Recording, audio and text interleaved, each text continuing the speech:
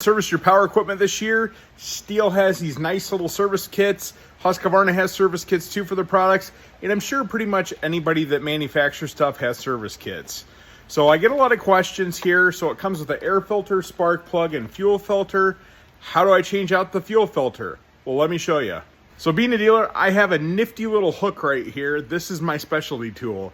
But you can make one of these out of a coat hanger or piece of metal that you got laying around. It just needs to be firm enough to be able to tug on the line and pull it out of the tank. Go ahead and start by removing your gas cap. I'll go ahead and take this all the way out. With this little tool, it allows me to hook on there and pull it out. You can do the same thing with a flathead screwdriver. Once I got that out of the way, I'm gonna fish around until I find the fuel line.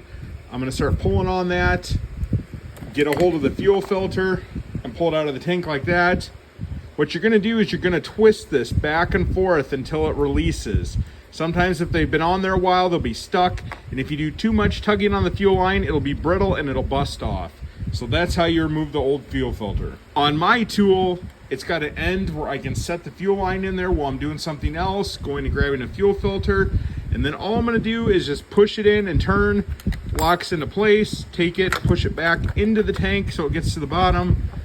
You're gonna look right here to see where it's seated. Make sure that you're pushing it all the way back, because if you don't, sometimes it won't be able to pull all the fuel out of the tank, even though there's still fuel left in there. So once you got that done, go ahead and reinstall your fuel cap and you're good to go. Depending on the product's model, some units will allow you to pull out the fuel line all the way because it has enough fuel line on there so you can access the fuel filter.